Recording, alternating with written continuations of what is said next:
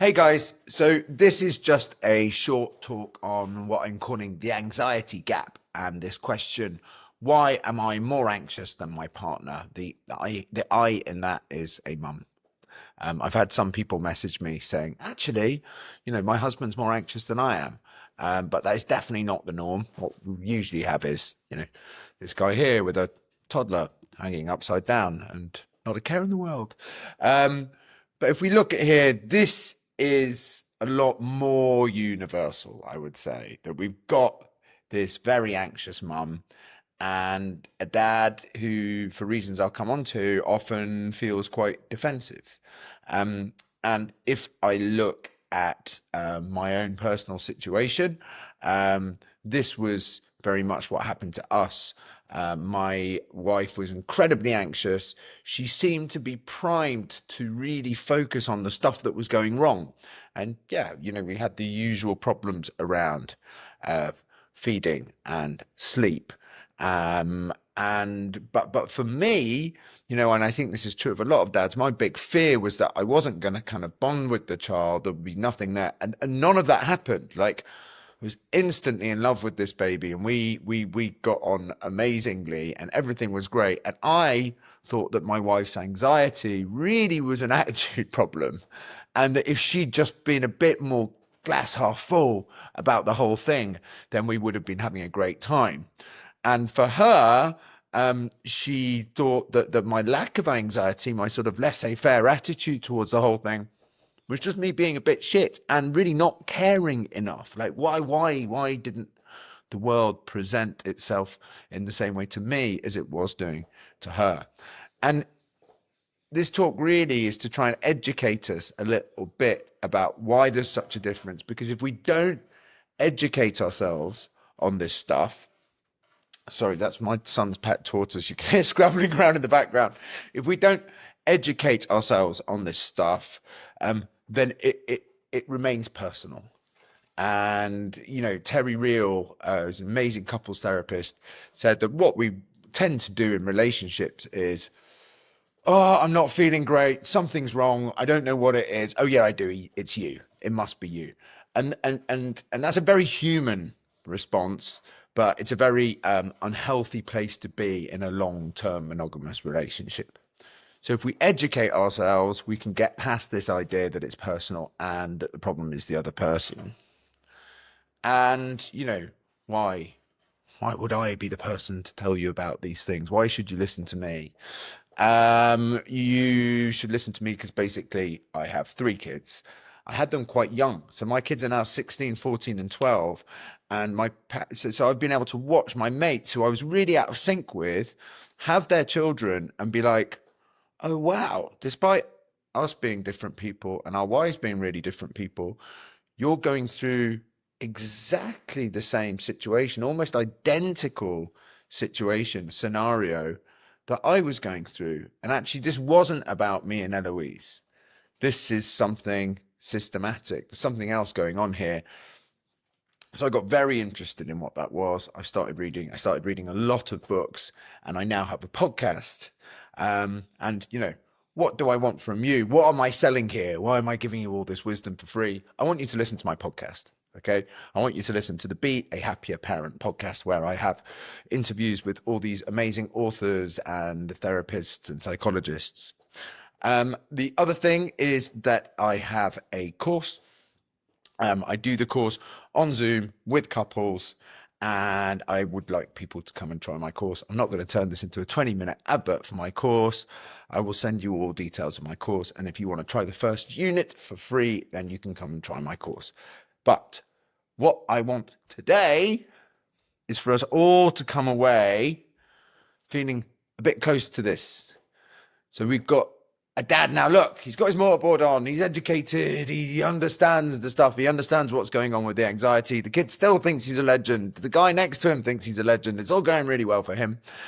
And we've got a mum who feels validated, and she has some more context for her anxiety. She less likely to think the dad is the cause of the anxiety. And And I also think kind of having more context for the anxiety, hopefully, knowing why you're anxious and knowing that you're supposed to feel anxious, hopefully that does relieve some anxiety. So how are we going to get there? We're going to look at three things. We're going to look at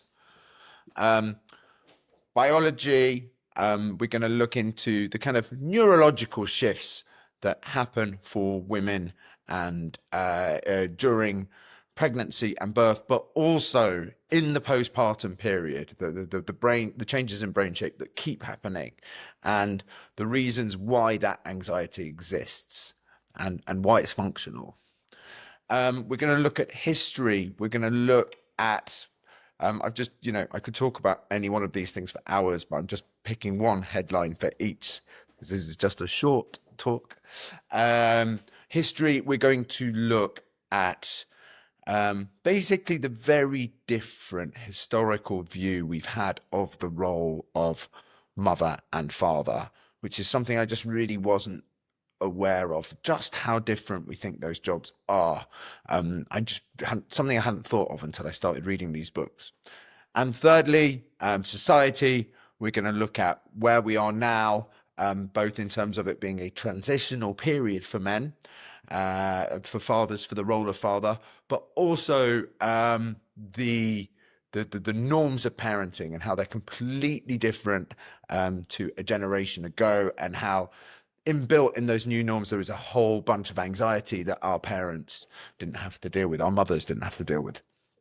And then lastly, we're going to look at what can we do about it. So I'm going to give you some different ways of looking at the world, which will hopefully help you. And I'm going to leave you with an exercise that you guys can do at home, which can hopefully result in you having better conversations around this stuff. So, biology.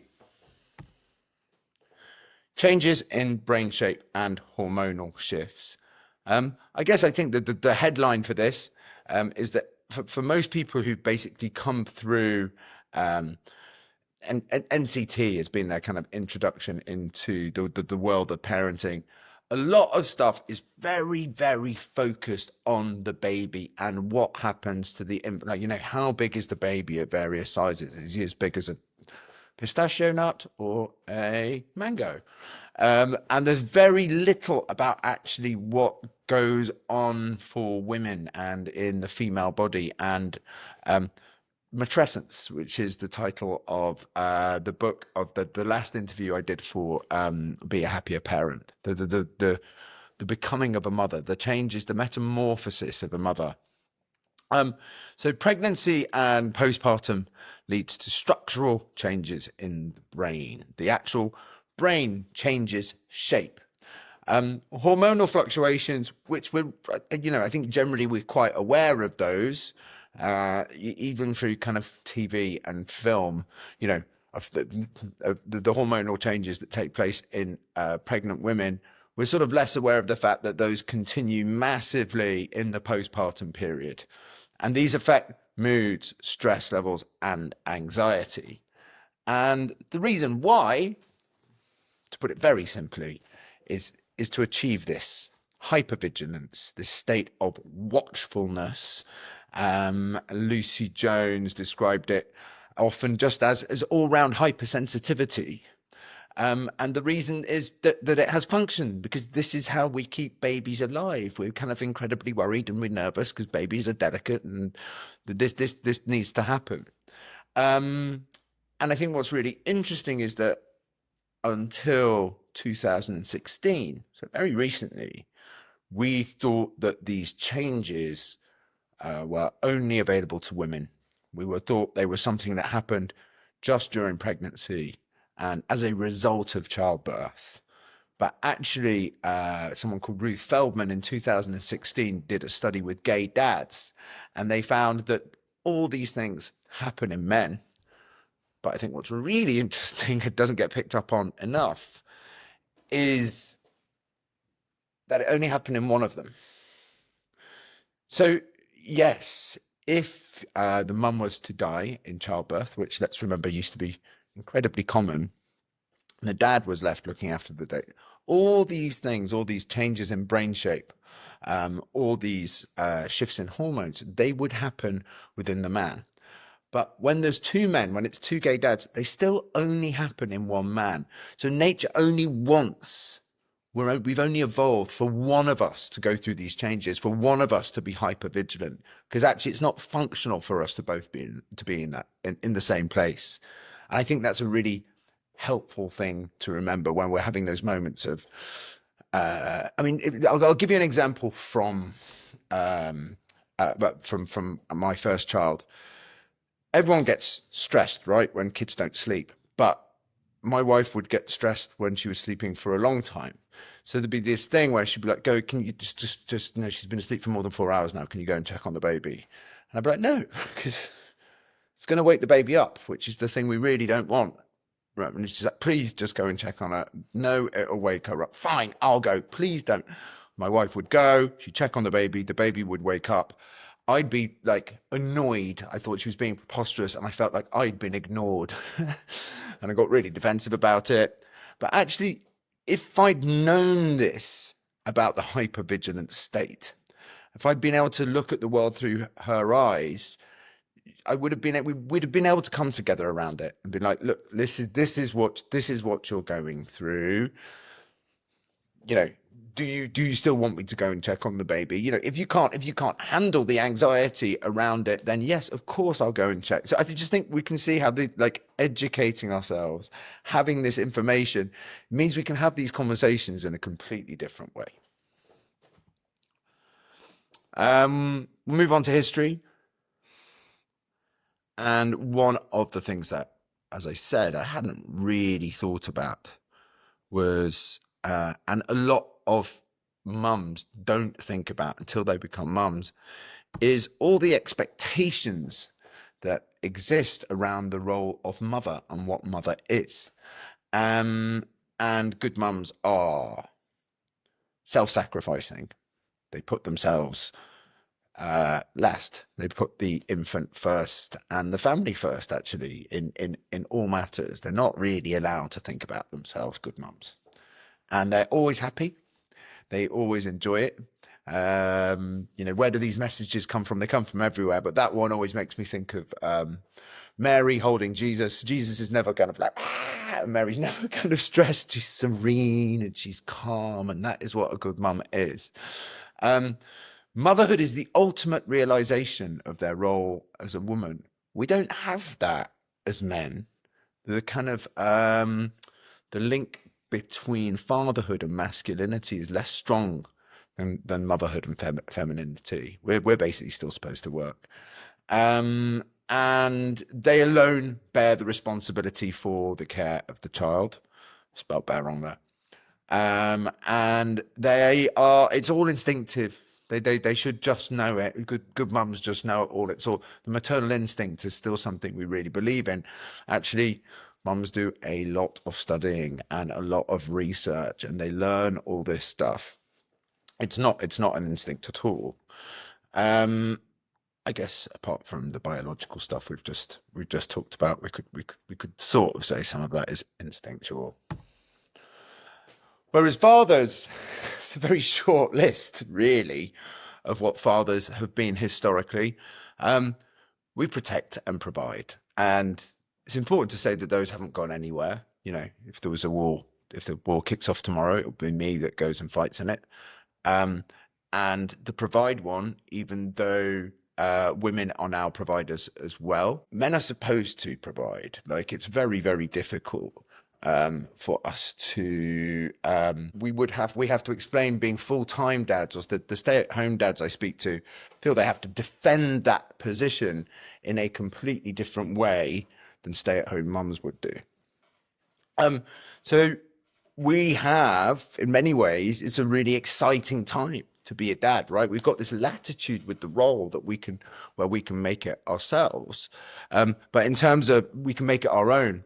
But in terms of anxiety, we can see that it's just not there for us in the same way because we don't have this historical expectation that actually that all the decisions around the child are ours to make. So this huge difference means that we don't experience, sorry, the same levels of guilt and shame and judgment. So we often get into this place where we're like, okay, well, if you're not happy doing it that way, just do it that way. Do a different way. If that's kind of, you're not getting enough sleep, do it like this. Doing this, do it like that. But we cannot see that actually mums are judged in some way for every decision they make, and there's kind of no win for them. If you have your child in a routine, you're kind of like cold-hearted and strict, and you don't kind of love the child. And if you don't have it in a routine, then you're not prepared to make the difficult decisions that will make the child feel secure. It's once you kind of get into all these expectations, you realize it's very, very difficult for mums to ever do the right thing. Lastly, in terms of society, we have this we're at this transitional moment in history where our role as dads is now very, very unclear. I would say particularly when we've got young kids. So I was listening to this, the Made by Mamas podcast, and they had this guy on who's made this company called Mantinator, which is a brilliant name. And, this guy's obviously thought about this stuff a lot, but he was just talking about the role of dads. And there's so much in there that's contradictory, right? It's like dads aren't helpers, we're part of the team. But actually, the real job is just to support mum. We're supposed to support mum. So there's lots and lots of contradictions in kind of what we expect from men. How does that affect anxiety? Well, my mum had no notion at all that my dad should have been doing more. She knew it was all her job, and it just was. Whereas now we have this idea that men should be doing more. We know we should be doing more. We're just not quite sure what that is, and we still don't trust them as being confident or competent caregivers. So we're kind of stuck in this really kind of murky middle place. So we also have a kind of, a parental leave system that hasn't caught up with the kind of change of roles we're going into. So lots of dads still straight back to work, kind of 2 weeks after giving birth, and then mums end up being the experts in everything and being the only ones who know how to do stuff, and then they end up micromanaging because nothing's getting done their way, coupled with the anxiety that they're already feeling. And then if we also look at the maternal ideals compared to the generation before us, I showed my mum some parenting books, modern parenting books, and she was like, well, when do the women sleep? And the answer is kind of like, never. Because everything around attachment parenting, feeding on demand, like child wearing, co-sleeping, to take us right back to the beginning, it's all completely infant focused, and there's not much room for thinking about the mum's physical or mental health within any of that. Gentle parenting, again, actually much more difficult. There's a reason everyone used to shout at kids, because it's dead easy. And we've realized it's not a good thing. Fine, but it's really difficult. And this awareness around small t trauma, we're post-Freudian. So there's this idea that mums have to do this job perfectly, otherwise they're going to kind of really psychologically damage the children. And I did this interview with Dr. Emma Svanberg, and she was like, mums feel that they have to do this job perfectly. They realize that's not possible, that they end up doing something where they do have to think about themselves and their own physical and mental health. But what gets left is the anxiety that they're not doing this job as well as they could do. So it's a much more anxious time for mums than it was a generation ago. Okay, all sounds pretty terrible. So what do we do about it? Well, oh, hang on, I missed that one.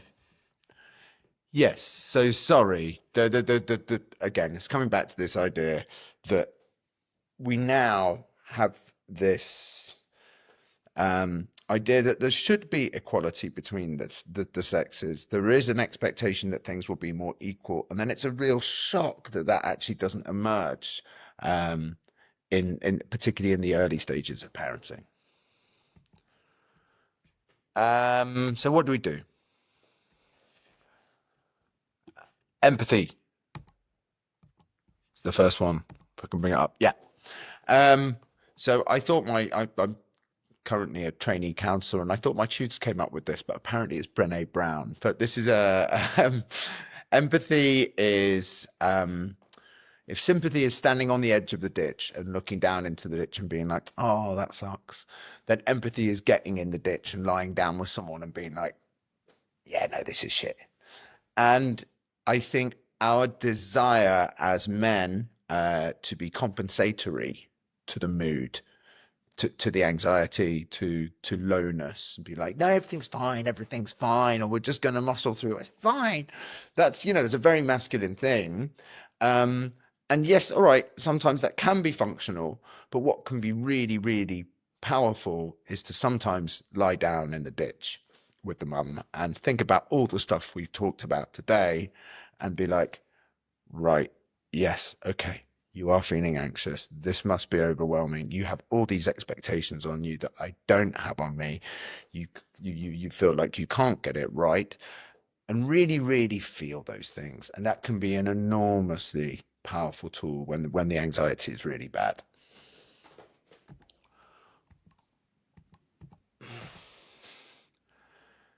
Um, and you know, with that, is the realization that the problem is not your partner. Mums, I know it can be really annoying when someone's kind of trying to be perky when you're feeling really down. But that's just the way we've been trained. We've been told that's our job. We think that's a good thing. It's kind of in there with all the masculinity ideals, stiff upper lip, keep your pecker up, all that stuff. It's what we've trained to be. We're not doing it to be annoying. So it's this gap between us which is the problem. And when we start to realize that the problem is that we don't see the world in the same way, we can just give each other so much more grace, and it can be really, really wonderful. So whenever you're feeling really exasperated with the other person, just come back to the fact that it's not them that's the problem, it's the gap. And that's something you can collaborate on. I am going to uh, send you all a reading list. Um, and I guess again, this is a bit of a plug for the podcast because lots of people on this reading list I am interviewing for the podcast. But this is a plea really to really get into some of these books. And I know everyone's exhausted and there isn't time to read, but there is time to listen to audiobooks. And some of these are wonderful, wonderful, wonderful books. And really, my plea here is to dads, because we're much less likely to read these books. They're not marketed at us. No one thinks we're going to read them, but really they contain all the answers to these problems, and they contain a code, and they've completely changed my life. They completely changed my relationship. And the way I parent, actually, they completely changed my relationship with my kids, which is pretty good anyway. So I'm really, really asking men to put in that extra bit of effort and read some of these books. And the last thing here is to start to talk about your values as a couple. Um, so what we do a lot of, particularly with social media, is we get the things that we've already decided on fed back to us. And I don't know if any of you engage in passive aggressive social media meme sharing. It's quite common. where you sort of like send your other half up. Oh yeah, I know. I thought this what this person said was really interesting. That kind of really highlights all the stuff you're doing wrong. And then the other person sends back, oh yeah, it's funny. I stumbled on this, which shows that you're ruining our child's life. It's awful, guys. Try and stop. What we need to get to is working out who we are as parents and the things that we can agree on. So that means having a conversation about values. What do we think our job is? And then starting to think of like why. Let's talk about your childhood and the way that you were brought up and the things that you thought were good and the things that you don't want to repeat. Having those conversations can be wonderful. And it's a big part of the course that I do with parents is starting to kind of unpick like where they come to parenthood, the things they come to parenthood with. And I always give this exercise after the first week, which is to write a joint statement about what your job is as parents. So I get all sorts of things for this. They can be really, really, they can be paragraphs long, they can be bullet points. The point is you both got to agree with it.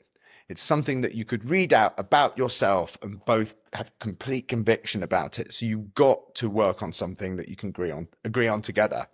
And the example here is to nurture an environment where Robin can learn and grow into himself and feel safe. I felt I needed to give an example, but it doesn't have to look anything like that. But that's just one of the ones I've had back. That is it, guys. I hope that's been helpful.